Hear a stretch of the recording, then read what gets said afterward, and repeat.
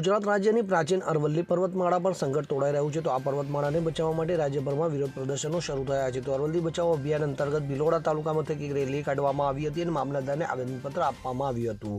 ભિલોડા તાલુકા મથકે હાથમતી નદીના બ્રિજ પાસે આવેલા નીરસાગર પ્લાઝા ખાતે સર્વ સમાજના રાજકીય અને સામાજિક આગેવાનો એકઠા થયા હતા અને અહીંથી રેલી સ્વરૂપે મામલતદાર કચેરી પહોંચી જોરશોરથી સૂત્રોચ્ચાર કરાયા હતા। ત્યારબાદ મામલતદાર બીજી ડાબીને આવેદનપત્ર આપવામાં આવ્યું હતું। તો આ રેલીમાં ગુજરાત પ્રદેશ કોંગ્રેસ સમિતિ આદિવાસી સેલના ચેરમેન રાજેન્દ્રભાઈ પારધી, જિલ્લા કોંગ્રેસ સમિતિ પ્રમુખ અરુણભાઈ પટેલ, ભિલોડા તાલુકા કોંગ્રેસ સમિતિ પ્રમુખ કાંતિલાલ ખરાડી, સતીશભાઈ તબિયાર, રાહુલ કુમાર ગામેતી, સામાજિક આગેવાનો બાબુભાઈ ખાણમા, મુકેશભાઈ પટેલ, દિલીપભાઈ આશારી, જયેશભાઈ ઠાકોર અને ગુલાબભાઈ પરમાર સહિતના કોંગ્રેસના હોદ્દેદારો અને કાર્યકરો જોડાયા હતા। તો આંદોલનકારીઓ દ્વારા ચીમકી ઉચ્ચારવામાં આવી હતી કે જો કેન્દ્ર સરકાર સુપ્રીમ કોર્ટમાં દરમિયાનગીરી કરીને આ નિર્ણય પર ફેરવિચારણા નહીં કરે તો આગામી સમયમાં જરૂર પડે જલદ આંદોલનનું રણસિંગુ ફૂંકવામાં આવશે અને વિરોધ પ્રદર્શનના જલદ કાર્યક્રમો આપવામાં આવશે।